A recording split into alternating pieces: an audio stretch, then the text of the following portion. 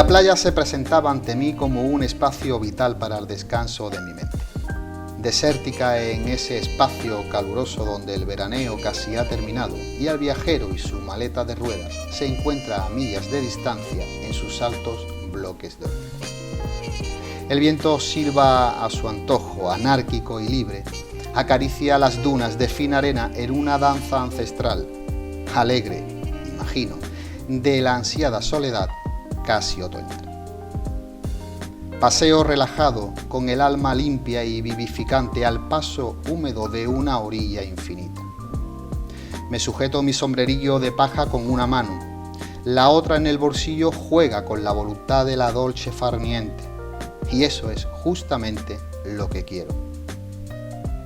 Se dice que cualquier paseo por la orilla siempre termina en las rocas, quizás una metáfora de las dificultades de un futuro a veces incierto. Pero en ese instante, para mí no existe nada más que mi soledad iluminadora, la que guardo con reserva como un botiquín de pequeños auxilios contra esta vida moderna y su maldita velocidad. Mi trayecto no es corto ni largo, es simplemente un recorrido sin reloj ni móvil. Llego a un enorme médano donde en su bajada y junto al mar descansa un viejo barco marinero. Achacoso y deshecho, apremia sus últimos días como un latido lejano de la antigua marinería clásica. Su tiempo ya pasó. Sus glorias quedaron esparcidas como guijarros en la arena, en la memoria de otro tiempo. O quizás en viejas fotos que nadie volverá a mirar jamás. Pero ahí está, y forma parte del paisaje. Mimetizado y camuflado, espera sin temor alguno que el oleaje que lo golpea noche y día termine de hacer su trabajo y deje al descubierto aquel cadavérico armazón. Reposo un rato en su tablazón, un crisol de opacos colores comidos por el sol y de un puzzle variado de grafitis. Porque claro, el mundo tiene que saber que Juan y Pili se quieren mucho, o que un tal Alberto también estuvo recorriendo sus entrañas años pasados. Apuro la tarde, como el fumador a su cigarrillo mañanero. La vida pasa despacio cuando consigo apartarme del mundanal ruido, que a veces pienso en retroceder y coger un camino distinto. Vuelvo a casa despacio y despejado. Mañana hay que trabajar y todo vuelve a empezar. Muy buenas noches a todos. Mi nombre y quien os habla, Rafael Montaño García. Sean muy bienvenidos a Café de Levante. Y hoy en nuestro programa hablamos del mundo de la visión, de nuevos experimentos, de nueva tecnología que nos ayude a cuidar nuestra visión y nuestros ojos. Y para eso se encuentra con nosotros mi buen amigo Luis Domingo Cerezo. Óptico, optometrista y audioprotésico, si no me equivoco. Bueno, Luis, un placer y encantado de tenerte nuevamente en este rinconcito de cultura de esta Baja Andalucía. Pues nada, para mí es un placer también volver a estar por aquí y compartir contigo una charla de un mundo que me apasiona, que es mi profesión y que cada día me encuentro más orgulloso y más contento de pertenecer a ella. Y nada, dispuesto a divulgar todas las novedades que esto, como cualquier parte de la tecnología, están acelerándose cada vez más. Antes los avances se producían cada 10 años, después cada 5, y yo creo que ahora cada minuto hay avance en todo el mundo, con todo lo que nos conlleva. Es verdad, Luis, que hablábamos fuera de cámara, ¿no? En el mundo de la visión, hoy día, donde cada vez la gente es más miope, ¿no? Esto avanza a pasos agigantados y realmente no sabemos lo que nos vamos a encontrar de aquí a 15 años, o a menos, quizás. Y por un lado está el problema que estamos teniendo con toda la miopía. Recuerdo que cuando estuvimos aquí hace 2-3 años ya empezamos a hablar del tema de la miopía, que se estaba convirtiendo en una pandemia. Prácticamente el 50-60% de la población asiática ya era miope, y ya nos estamos encontrando en Europa pues que prácticamente lo mismo y a nivel mundial. Entonces, para eso se estaban empezando a hacer algunos tratamientos y unas cosas, y ahora ya es una realidad. Ahora día a día, tanto los profesionales oftalmólogos instalando atropina, como en las ópticas distintas lentes, tanto lentes oftálmicas como lentes de contacto, para frenar la miopía, están a la orden del día, porque cada vez hay más niños miopes. Ser miope no supone ningún problema.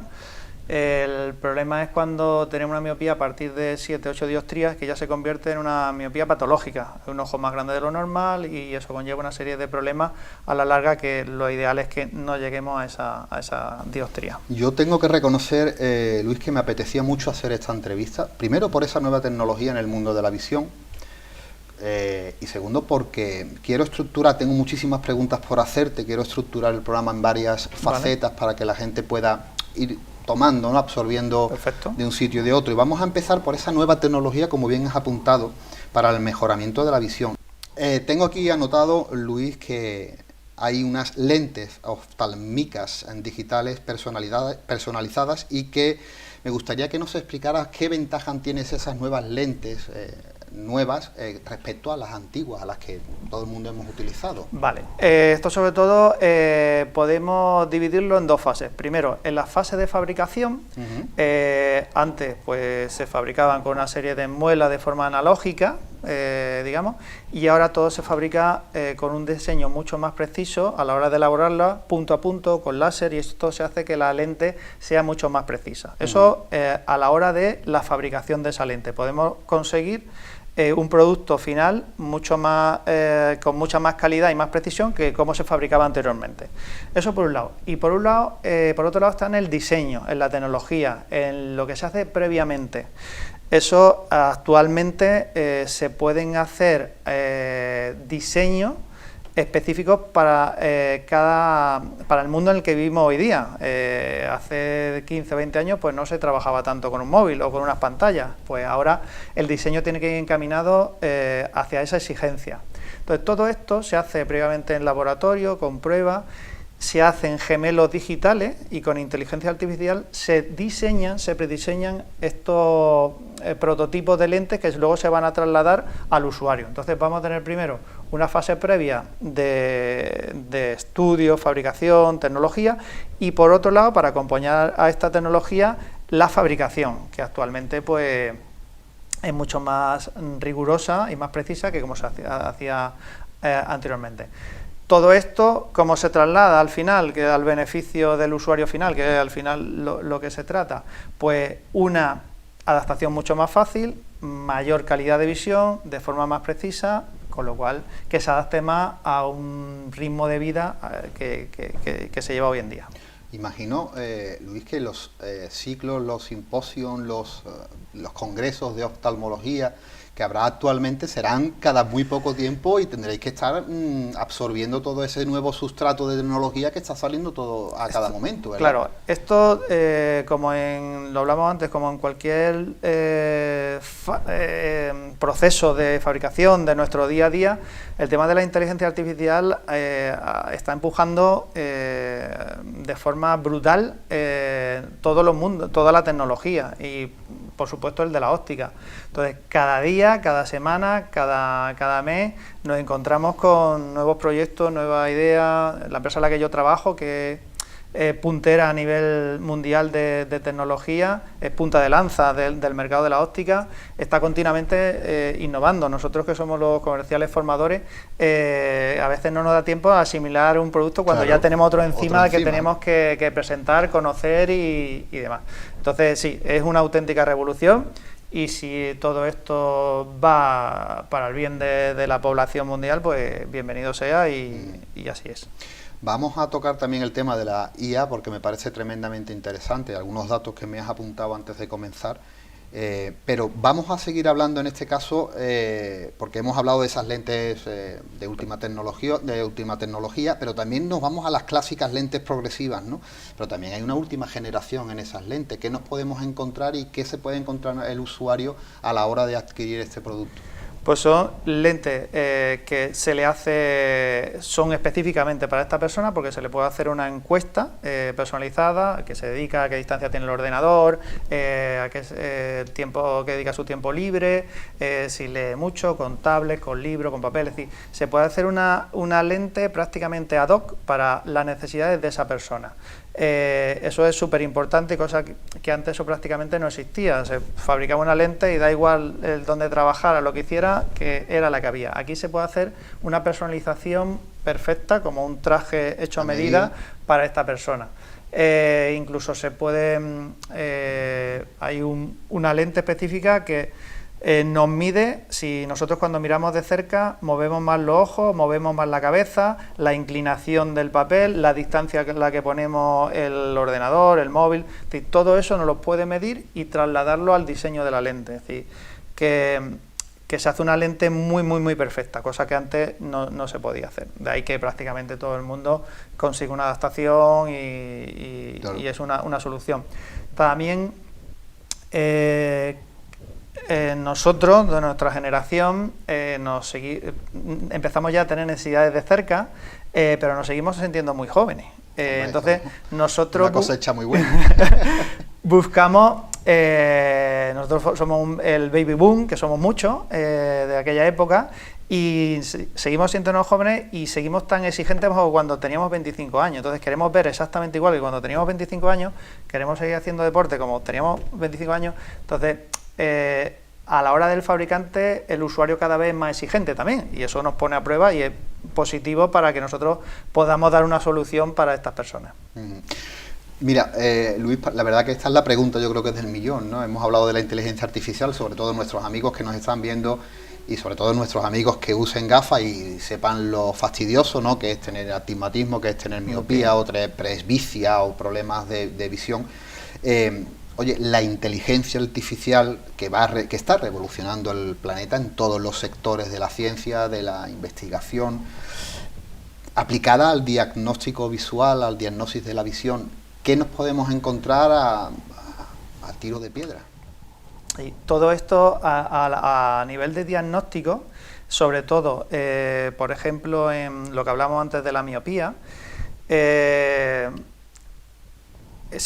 está estudiando una serie de parámetros de graduación, por ejemplo, que tiene el niño, longitud axial. Todo este tipo de parámetros se analiza y la inteligencia artificial nos puede proyectar qué miopía puede tener este niño si no actuamos, si no hacemos nada. Es decir, si simplemente corregimos con lente oftálmica convencional, pues ¿dónde nos podría llegar? ¿Dónde nos podría llegar a esta miopía? Entonces esto nos da pie a poder solucionarlo. ¿A qué manera qué herramientas podemos utilizar para que no consigamos esta miopía? Por ejemplo, esto es un ejemplo de que la inteligencia artificial nos ayuda para esto. Luego, si quieres, podemos hablar del tema de la gafa... sí, me puedes... algo que me ha parecido increíble, ¿no? También, desde hace, 2-3 años, Ray-Ban conjuntamente con Meta, está haciendo gafas inteligentes. Aparte de esta gafa que te puede hacer fotos, vídeos, puedes hablar, puedes escuchar música, puedes todo lo que quieras, tiene incorporada inteligencia artificial. Tú puedes hablarle a la gafa y, es más, a nivel local aquí en España, porque Meta Ray-Ban es algo mundial, la ONCE ha creado una aplicación que se llama BEA, que una persona ciega o con baja visión está en la calle desorientado y puede hablar con la gafa, preguntándole "¿hay Meta?", porque siempre te tienes que comunicar con esta palabra, y decir "¿dónde estoy?". La gafa hace una foto, localiza la ubicación donde está y le pregunta si quiere que lo lleve a una dirección concreta. Incluso también le pregunta que si quiere llamar a su asistente. Es decir, que es una herramienta que está cambiando, pues, y ayudando a las personas de este tipo. Te traduce alguien, por ejemplo, que te está hablando en inglés, la gafa te puede traducir en tiempo real. Tanto lo puede escuchar a través de las varillas como por escrito en el móvil. Es decir, son soluciones tecnológicas que esto está empezando. Esto es la última novedad que llegará en España en breve. Me podrá salir en la lente de mi gafa pues información, pues los WhatsApp directamente, miles de cosas. Oakley, que es de la misma empresa, también con Meta. Ahí tiene una gafa deportiva, porque Oakley es más deportivo, que tú vas corriendo, esquiando, lo que sea, y está conectado con Garmin y te puede decir las pulsaciones a las que vas, con Strava por dónde vas. Es decir, esto está siendo una auténtica revolución y esta gafa ya es la tercera generación, en prácticamente 2 años y medio. Este año pues lanzarán otra, es decir, que en tan poco tiempo y cada vez hay una mejora, y no sabemos hasta dónde llegará esto. Cuando, Luis, perdona, pero cuando se habla de esa, por ejemplo, has dicho varias veces, es que la tecnología es tan rápida que no nos da tiempo de asimilar un producto cuando sale otro. En ese intervalo de tiempo, ¿ese producto llega a comercializarse? Sí, sí. Eso se comercializa, incluso a veces conviven distintas generaciones. Es como al final iPhone, ¿no? Puedo tener el iPhone 15 y el 7 también. Entonces, si yo con las necesidades que tengo me las cubre y el siguiente pues tiene algo que lo mismo pues ahora me traduce en chino, pues yo no voy a hablar con ningún chino, pues entonces con esto me vale. Entonces, esto pasa con la tecnología, pues ocurre que evolucionan tan rápido que te compras un móvil o un ordenador y al mes ya. Pero entonces, por ejemplo, para las personas más mayores que nos están escuchando o que no son muy avezados en nuevas tecnologías o en inteligencia artificial, evidentemente cuando se va a un establecimiento, en este caso al tuyo o a cualquier otro establecimiento de la provincia, es muy importante que el que lo está atendiendo, que el óptico, el optometrista esté puesto, porque si no caemos en la misma receta de siempre. Claro. Por eso digo que el negocio tiene que estar actualizado al 100%, porque si yo no conozco esas, porque evidentemente yo no voy a conocer eso que me estás contando porque no vivo en ese mundo. Claro. Es importante que cuando llegue el cliente diga, oye, que estamos en pleno siglo XXI de inteligencia artificial y que lo que tú estás buscando ya no existe, es esto. Exacto. Si no... Lo importante es escuchar a esa persona, ver qué necesidades tiene y tener todas las posibilidades de soluciones para ofrecérselas dependiendo a cada persona.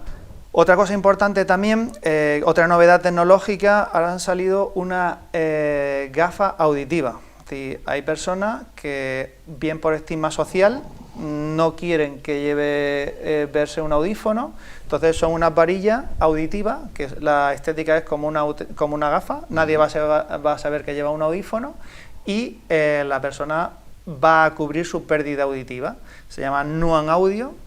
Y va a tener, por un lado, corrección visual, tanto de lejos como de cerca, en el caso que sea previta, y también la audición corregida. ¿Qué ventaja tiene esto? Estéticamente, luego a nivel de precios suelen ser algo más económicos que un audífono, y después también hay personas que tienen problemas de supuraciones o problemas de oído interno que no pueden llevar un audífono. Entonces también se incorpora este tipo de gafas. Pues esto, otra tecnología que lleva 8 meses en el mercado y ahora se lanza una segunda generación con conectividad. Claro, es decir, claro.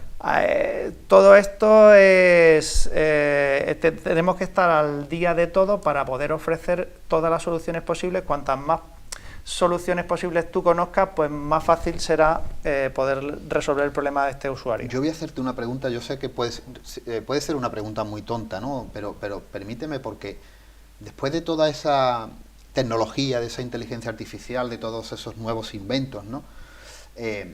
¿Habría posibilidad algún día de que una persona ciega pudiese ver? Habría que analizar primero dónde tiene, por qué es ciego. Pues si es a nivel del cerebro, si es por un nervio óptico, si es por el globo ocular. Pero sí, al final son todo conexiones neuronales que podría algún ciego recuperar la visión, seguro que por ahí con todos los avances que está habiendo, seguramente llega un momento que se corrija. O sea, piensas como profesional que quizás en un X tiempo una persona que no haya visto jamás pueda volver a ver. Sí, yo creo que sí, porque como está evolucionando el tema de microchip, el tema de eso, es conductividad al final, yo creo que en un futuro no muy lejano, yo soy optimista, se podría conseguir. Oye, hemos hablado de las lentes progresivas, ¿no? Y me gustaría también tocar el tema de las lentes de contacto inteligente, porque también yo creo que es un tema muy bueno.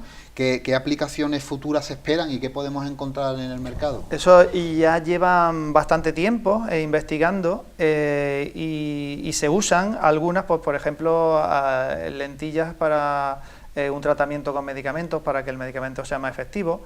Hay otras que ya llevan algo más de tiempo, que sirven para controlar los niveles de glucosa, es decir, que por ejemplo yo no me tengo que medir si soy diabético qué cantidad tengo, sino la propia lentilla me lo puede hacer. Incluso lo que hablaba antes de las lentes, que puedo ver la imagen, pues que se pueda ver también a través de la lentilla. Luego mucha innovación a nivel de materiales. La semana pasada precisamente estuve en una presentación de una lentilla de un laboratorio muy importante a nivel mundial, una lentilla que libera una sustancia cada día para hidratarla, y esta sustancia la libera 7 días. Al 8º ya hay que deshacerse de la lentilla, pero mantiene hidratado. Incluso esas lentillas se pueden utilizar para dormir. Es decir, que también hay un montón de avances tecnológicos que se están produciendo en el mundo de los lentes de contacto. Es interesante. Luego también el tema de control de la miopía, que se hace también con lente oftálmica, con cristales para gafas, como con lente oftálmica, con lente de contacto. Es decir, también eso es un amplio abanico de posibilidades que está creciendo de forma exponencial en los últimos 2-3 años. Vamos, esto está siendo una revolución provocado por tener una solución para el tema de la miopía. Oye, una palabra que nos puede sonar a todo el mundo, que es la impresión 3D, pero si hablamos de esas palabras, de esa terminología aplicada al mundo del tratamiento de la visión, ¿qué nos podíamos encontrar? Pues ahí hay varios proyectos, por ejemplo, hacer una gafa en el momento con tecnología 3D. Si te tomas las medidas pues de tu cara, la varilla, elige una serie de cosas y te puede hacer una montura para ti en el momento con una impresora 3D. Sí, en eso sí está avanzando. Luego, a nivel tecnológico de lente es más difícil de llevar, pero a nivel de diseño de montura sí que se está haciendo ya. Y cuando hablamos, por ejemplo, de la topografía corneal en las nuevas tecnologías de escaneo ocular, ¿qué podíamos hablar? Cada vez se están haciendo más topografías, porque cada vez nos encontramos córneas más irregulares, y a la hora de hacer una adaptación de lente de contacto, o alguien que se ha operado de miopía, ver el resultado de su variación de su topografía corneal también es fundamental. Entonces, es otra parte de la óptica que es muy útil y que nos da mucha información, tanto a la hora de adaptar una lentilla como alguien que se ha operado de miopía. Es muy importante. Es interesante porque, conociendo todos estos avances que hemos hablado, ¿no?, con nueva tecnología, 3D, nuevas topografías del ojo ocular, nuevas metodologías, habrá un momento que quizás no sea necesario ni siquiera operarse, ¿verdad? Bueno, es una pregunta un poco complicada, porque dependiendo de la metropía, o sea, del problema visual, no sabemos qué solución se podría dar.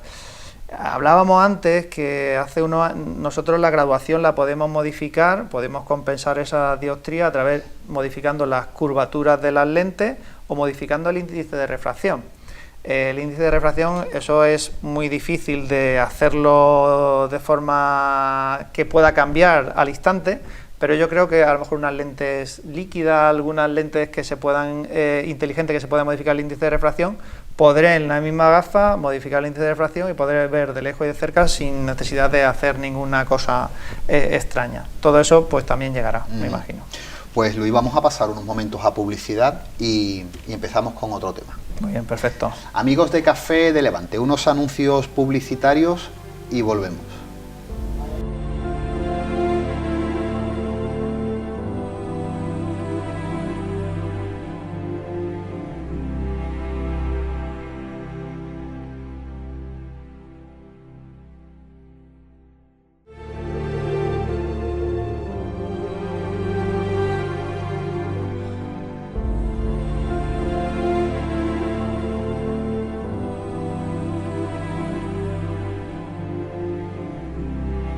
Hoy en día los niños se están volviendo más miopes y a una edad más temprana. Sus ojos se alargan y lo hacen más rápido de lo que deberían, obteniendo una imagen borrosa.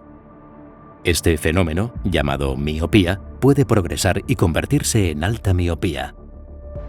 Las lentes oftálmicas estándar permiten una visión clara, pues corrigen la miopía. Sin embargo, no controlan la elongación ocular y por tanto no pueden evitar que la miopía empeore. Essilor revoluciona esta realidad y presenta la lente Stellest. La lente Stellest crea una señal en el ojo que funciona como un escudo contra la elongación ocular y, por tanto, ralentiza eficazmente la progresión de la miopía. Los estudios clínicos en niños mostraron que, en comparación con las lentes monofocales, las lentes Essilor Stellest ralentizan la progresión de la miopía en un 67% de media cuando se usan 12 horas al día. ¿Cómo se logra esto? Usando la tecnología HAL y su constelación de 1021 microlentes invisibles que garantizan una visión clara y el control de la miopía sin compromisos.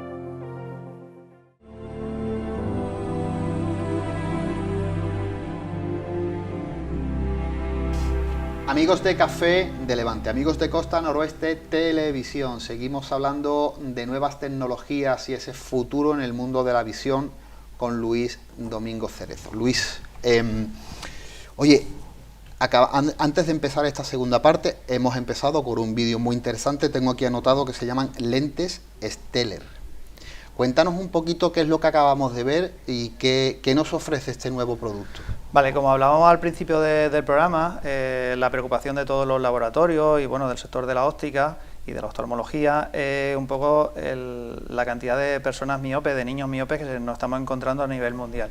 Entonces, nuestra lente Stellest es una solución para que este niño o niña que se está haciendo miope no llegue a alcanzar lo que hablábamos antes de una alta miopía, de a partir de 8 dioptrías.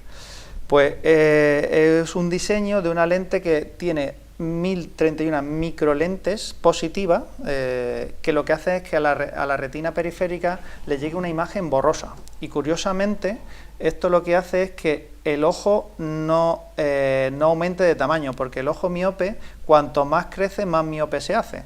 Entonces lo que hacemos es, al llevar esta imagen distorsionada a la retina, a nivel periférico, el ojo emite una señal y que hace que no aumente tanto. Es decir, si un niño de 7-8 años en un año vemos que le va a aumentar una dioptría, si empezamos con este tratamiento, que puede estar combinado con esto, con lentes de contacto o con atropina, que lo hacen los oftalmólogos, lo mismo solo lo aumenta a 0,25. Entonces ya en este año pues nos hemos quitado 0,75 de aumento. Y esto tiene una evidencia científica muy alta y cada vez también se está utilizando más para este tipo de casos. ¿Vale? Pues es interesantísimo, sobre todo para los pequeños que empiezan a tener miopía. Ahora vamos a tocar el tema de la prevención, ¿no?, sobre el tema de las pantallas en los más pequeños y los adultos, por supuesto. Pero antes de tocar ese tema, hay una temática que es interesante, que son los filtros selectivos. Sí. Y no me gustaría que lo dejásemos en el tintero. Vale. Filtros selectivos han existido desde hace mucho tiempo. Se trataban fundamentalmente para personas con patologías como retinopatía diabética, retinosis pigmentaria, una serie de problemas a nivel retinario, degeneración macular sobre todo, y estos filtros lo que hacían es que con una determinada longitud de onda aumentaban el contraste y esta persona a lo mejor de ver un 20 o un 30% pues llegaría a alcanzar un 50 o un 60, ¿vale? Todo esto ha existido siempre. A nivel estético pues no era muy estético, pero aquellas determinadas personas que lo requerían, la verdad que la mejora era sustancial. De aquí a unos años se están utilizando de otra manera, un poco estético, porque varios divulgadores, un conocido jugador de fútbol que lo promueve mucho, y bueno, y hay cierta un poco información ahí en el aire y demás. Yo, desde mi opinión, existen muchos, pero principalmente tres filtros selectivos. El de 450 nanómetros, que esto lo que hace es principalmente aumentar el contraste, y un día de niebla, nublado, también elimina la luz azul, con lo cual también puede ser interesante para conducir y demás.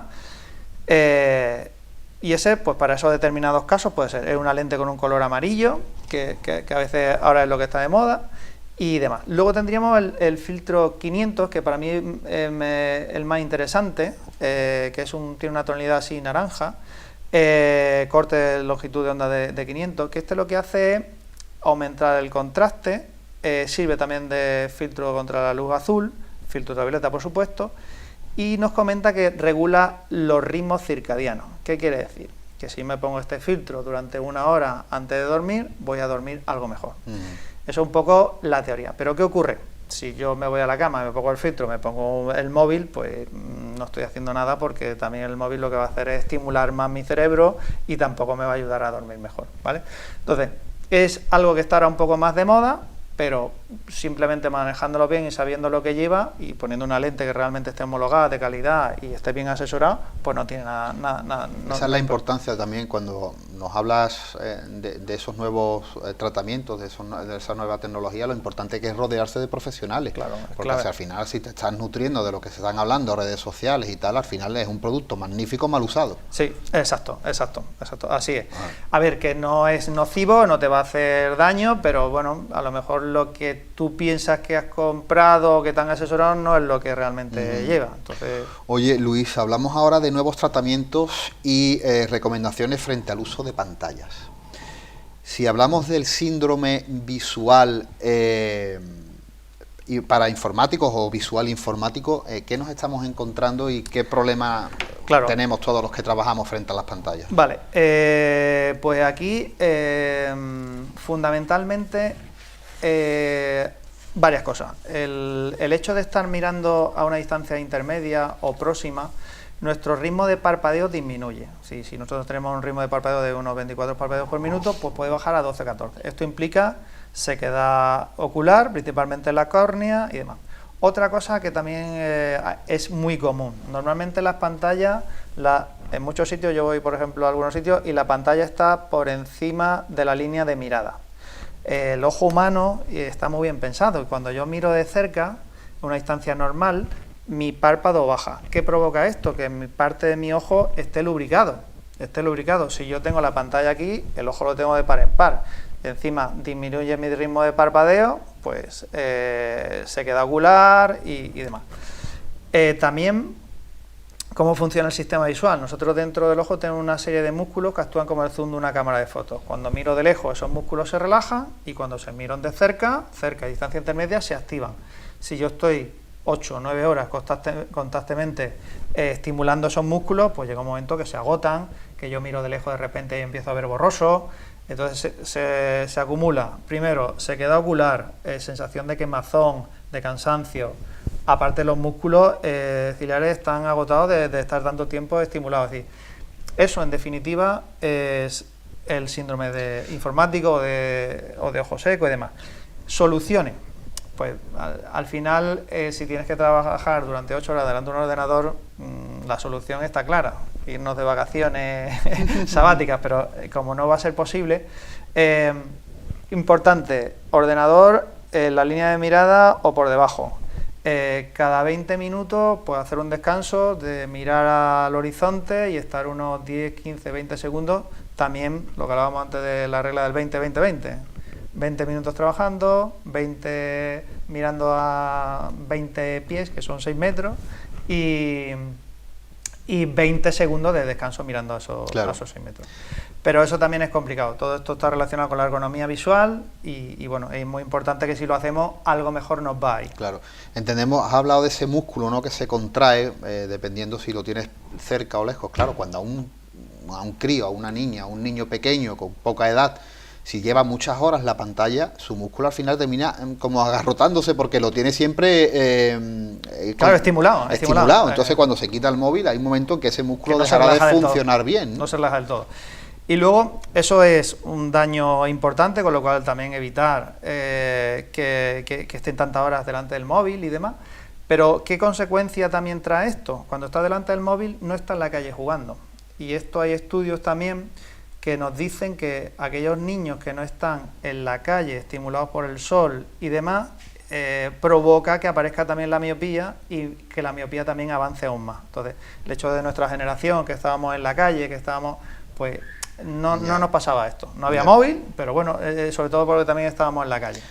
Oye, has nombrado variamente, y la gente lo conoce, la terminología de luz azul de las pantallas, pero para los que no conozcan qué es eso, ¿cómo nos influye en nuestra capacidad visual? Vale, realmente la luz azul nos rodea cada vez más, porque no solo ya el del móvil, de las pantallas, la iluminación, de las calles incluso, de los coches, todo ya es luz azul. Esto lo que los estudios nos indican que a alta exposición a lo largo de muchos años puede provocar degeneración macular. Si estamos continuamente, desde pequeño además, que cada vez usamos más de pequeño, hasta los 50, 60 años delante de una pantalla con emisiones de luz azul que nos dan directamente a nuestro ojo, pues la luz azul hay una parte que no es mala. Lo que tenemos que quitarnos es la que es nociva, la que provoca esta posible degeneración macular, ¿vale? Entonces, muy importante, si pasamos muchas horas delante de un dispositivo, sobre todo porque nos da de lleno ese foco, utilizar ese filtro. Ese filtro tiene que ser un filtro específico, porque hay algunas lentes que quitan toda la luz azul, y tampoco es necesario, porque hay parte de la luz azul que es beneficiosa, ¿vale? Entonces, quitar justamente la que es la nociva, y eso existe en los laboratorios, lo hacen para que eso sea así. Oye, podemos imaginarnos que el tratamiento para evitar la sequedad de la visión provocada por la luz azul, por ejemplo, podrían ser las típicas o tal, pero ¿existe algo más que no tenga que ser...? Desgraciadamente, lo que no hay, en casos muy severos, lo que se hace es, nosotros tenemos aquí el orificio lagrimal, donde la lágrima usada pues va por ahí y llega a la nariz. Pues se obstruye parcialmente para que haya un acúmulo de lágrimas ahí, ¿vale? Eso se hace en casos muy extremos. También el tema de la lágrima artificial ha mejorado y está siendo otra revolución. Lágrimas que regeneran el epitelio corneal, es decir, una serie de lágrimas que sí que realmente están mejorando muchísimo la calidad de vida de estas personas que tienen este problema. Ajá. Luis, vamos a pasar al tercer bloque que yo quería tener de nuestro programa, que es el tratamiento, ¿no? De optométricos y de prevención. En este caso, ¿qué terapias visuales se utilizan actualmente para mejorar la visión binocular? Vale, pues principalmente la visión binocular, para explicar un poco, nosotros tenemos dos ojos y estos dos ojos tenemos que fusionarlos para que realmente solo sean uno. Nos encontramos pues problemas de convergencia, de fusión, de foria, de una serie de desequilibrio de los ojos. Entonces, pues para esto se utilizan principalmente terapias que aquí sí que no han cambiado mucho. Al final es intentar mejorar convergencia, una serie de terapias, trabajos que se pueden hacer para mejorar ahí. Ahí lo que se ha mejorado en cuanto a herramientas, en cuanto a los estímulos, pero lo que es la idea, la filosofía de esa sigue siendo la misma. Ahí no hay ningún avance a nivel técnico, sí con las herramientas que se utilizan, pero en cuanto a la filosofía de cómo se hace, porque eso sigue funcionando. Oye, algo que he padecido yo y que estoy padeciendo, tú bien lo sabes porque eres amigo y me tratas, ¿no? Pero tengo muchos amigos que lo están pasando también. Yo hay días que lo tengo más controlado y hay otros días que no, porque producido por el derrame vítreo, ¿no? Esa típica mancha negra que tengo, tal. Eso... ¿por qué es debido? ¿Por qué esa rotura, ese líquido flotando? No sé si hay solución realmente. Claro, nosotros dentro del ojo tenemos un fluido que es totalmente transparente, que se llama humor vítreo, que en condiciones normales, pues eso, lo que hablábamos, es totalmente transparente. Pero hay veces que se puede producir o bien unas pequeñas burbujas o pequeñas células que se llaman, vulgarmente, un poco para que la gente lo entienda, moscas volantes, ¿vale? Eso, conforme vamos aumentando en edad, aparecen más, ¿vale? Cuando son muy severas, pues hay que tratarlas, pero cuando no, hay que saber convivir con ellas, porque realmente eso es complicado, que desaparecen de forma un poco natural, pero te pueden aparecer otras, y sobre todo personas con alta miopía, pues más frecuente, ¿vale? Pero es interesante, Luis, igual que la punta de la nariz, hay un momento que el cerebro la elimina. Entonces hay veces que si yo no estoy, o el que tenga las manchas o la mosca volante, no la mosquita volante, si no estás pendiente, estás distraído, el cerebro hay un momento que la elimina, pero la tienes ahí. La tienes ahí, sí. Sobre todo se nota mucho cuando miras un fondo blanco o vas conduciendo un día de niebla, ahí es cuando más las percibes. Para leer es terrible. Claro, cuando miras un fondo blanco, el papel, el contraste, todo eso se acumula.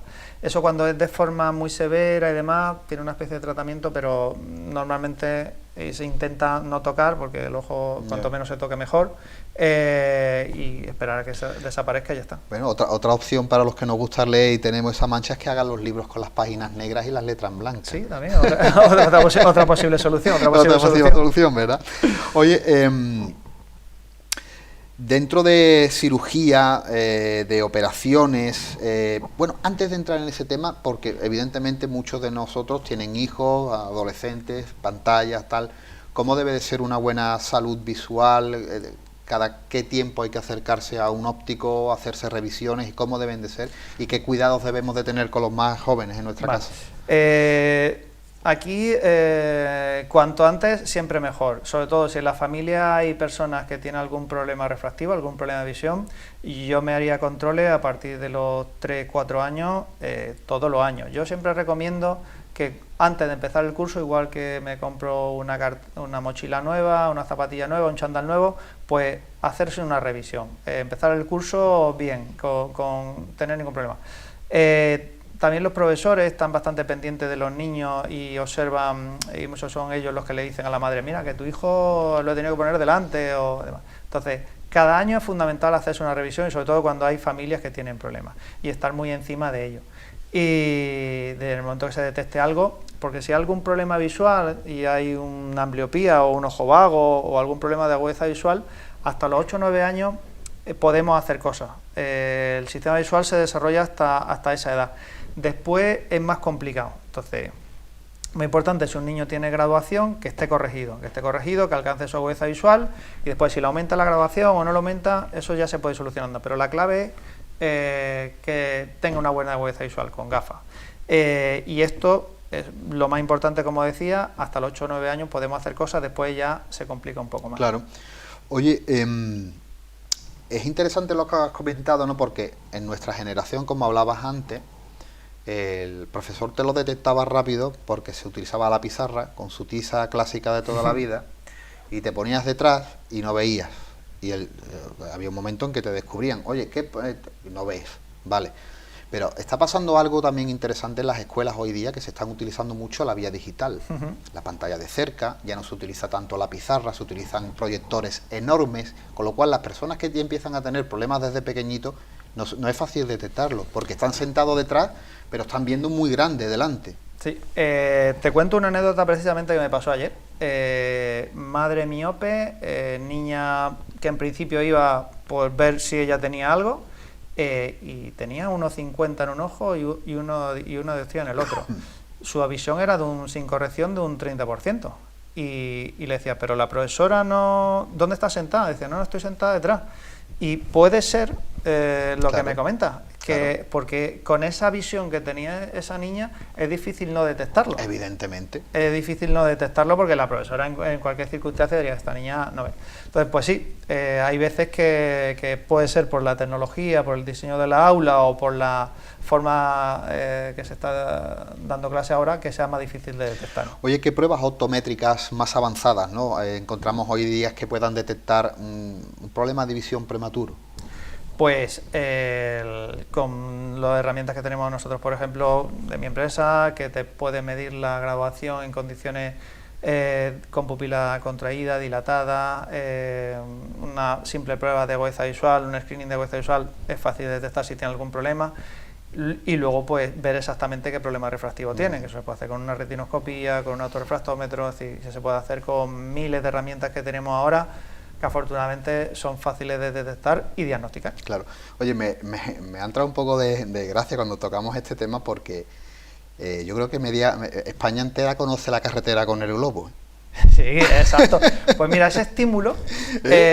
además, no, mucha inteligencia artificial, pero seguimos teniendo la misma carretera, que parece la carretera de Jerez con el globito. Exacto. Pues mira, nosotros tenemos instrumentos de última generación que son capaces de medirte el espesor corneal, el ángulo iridio corneal, si tuvieras catarata, todo. Pero el estímulo sigue siendo el mismo. Es una carretera porque en este tipo de instrumentos la clave es que la persona no acomode, es decir, que no intente ver de cerca. Entonces, está demostrado que es el estímulo más efectivo para que la persona piense que está mirando de lejos.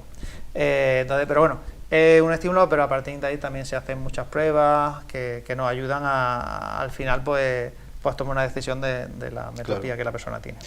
Oye, Luis, cirugía y operaciones en la visión, ¿no? Otro tema que le puede interesar a muchas personas que nos están escuchando, ¿no? ¿En qué consiste la cirugía refractiva láser y qué qué metodologías existen y qué tipos existen.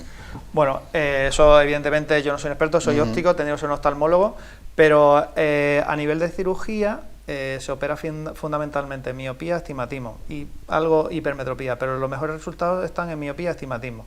Esto lo que hacemos, es lo que se hace los oftalmólogos, es la córnea tiene 5 capas, pues se trabaja sobre una de ellas, que suele ser el estroma, eso es una técnica, y lo que se hace es quitarle curvatura a la córnea. Cuanto menos curvatura tiene, pues menos miope se hace, ¿vale?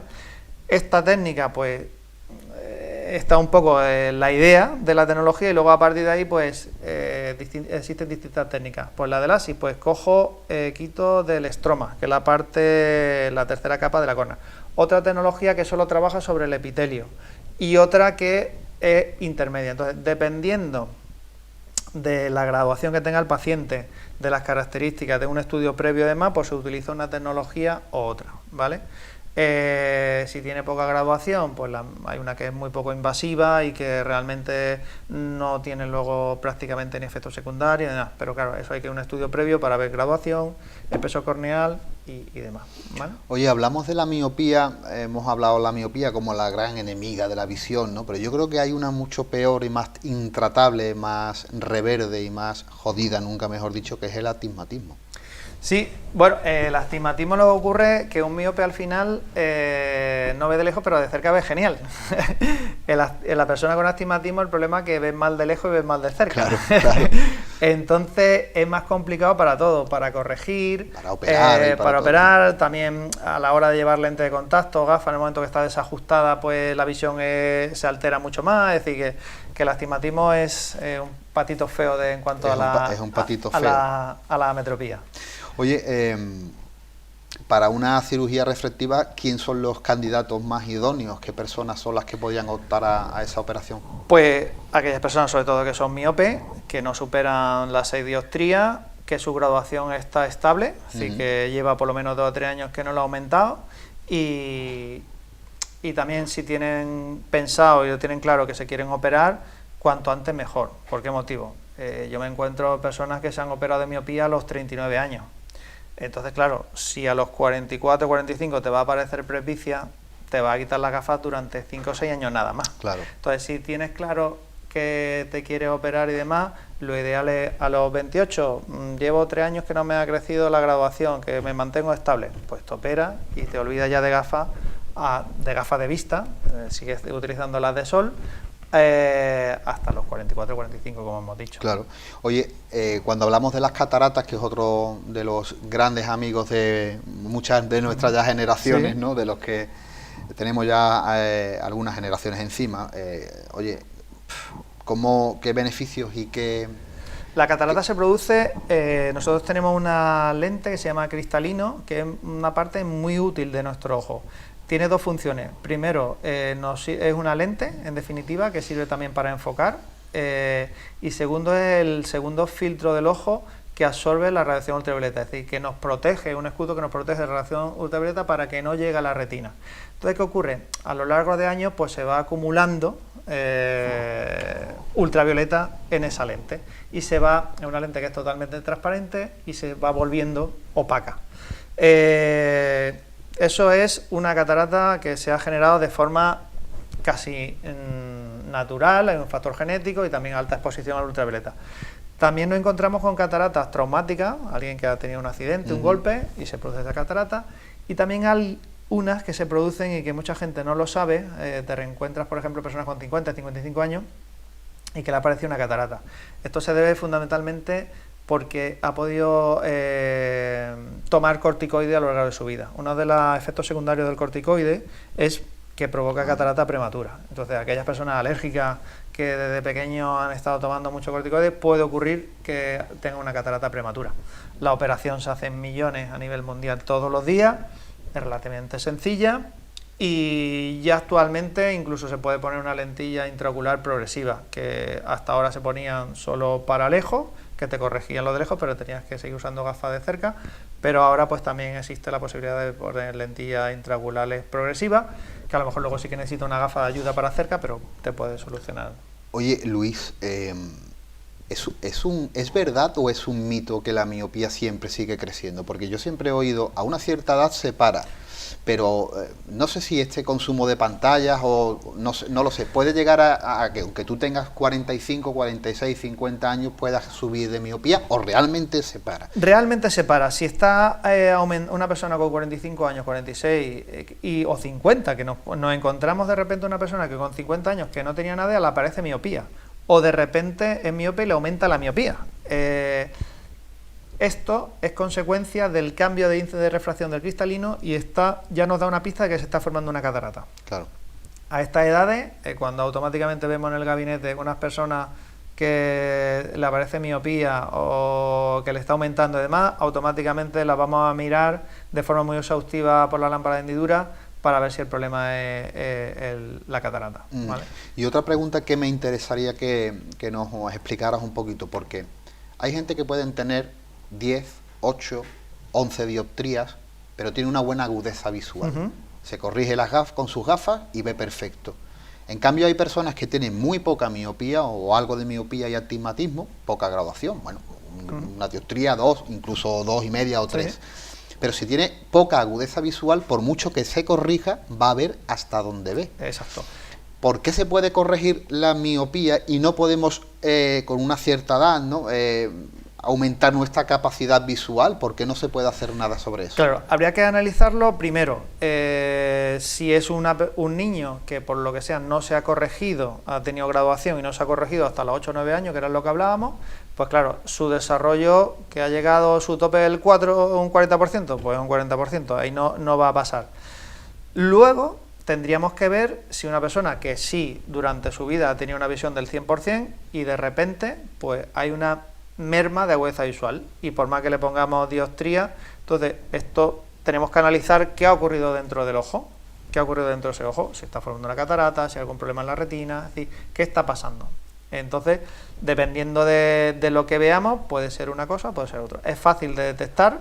Una persona con... A mí en el gabinete a veces cuando veo que no mejora con nada, hay una prueba que es un agujero estenopeico, que es la imagen directamente llega a la zona de la retina donde más perfecta tiene la visión, y nos puede decir cuál es el tope máximo de esa agudeza visual. Es fácil de ver, ¿vale? Pero eso un poco, digamos, que es lo que ocurre en cuanto a la agudeza visual. Bueno, y ya para terminar, se me quedan muchísimas cosas en el tintero, pero no, también nos quedamos sin tiempo. Proyectos tuyos más, sabemos que trabajas en la óptica en calle Hermano Fermín, que tienes un negocio que lleva 16 años abierto, ¿no?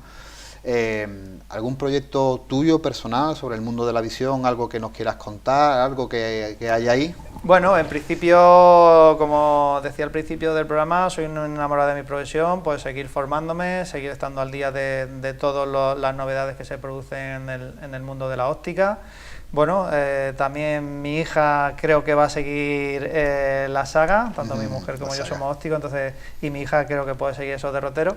Así que nada, muy orgulloso, muy contento y a seguir estando ahí, ofreciendo, bueno, una profesión muy bonita que al final ayudar a la gente a ver mejor, que eso siempre está bien. Qué alegría. Y qué bonito también, yo porque lo he comprobado, por ejemplo, en mis hijas, ¿no?, o mi hija pequeña.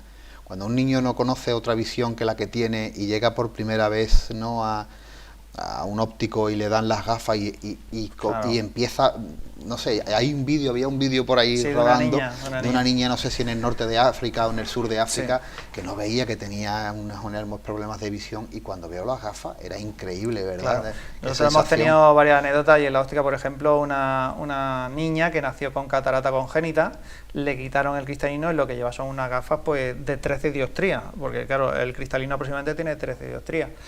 Y esa niña, el primer día que le pusimos una lente de contacto, que se vio sin gafas, se puso a llorar, y casi nos pusimos todos a llorar, es que es súper emocionante. Claro. Entonces, Eso son alegrías que te da tu profesión y bueno, y quizás por eso es por lo que seguimos estando en ella y demás. Bueno, una de las cosas importantes que tiene también, aparte de esa inteligencia artificial y esas nuevas tecnologías, que como esto avanza tan pronto, nos veremos dentro de 2 añitos si el programa sigue y yo me encuentro con fuerza y podremos tocar temas totalmente diferentes, y me parece de una magnificencia genial. Sí, sí, para mí también y nada, muy agradecido por la invitación. A ti siempre, Luis. Y contento. Muchas gracias. Pues muchas gracias. Bien.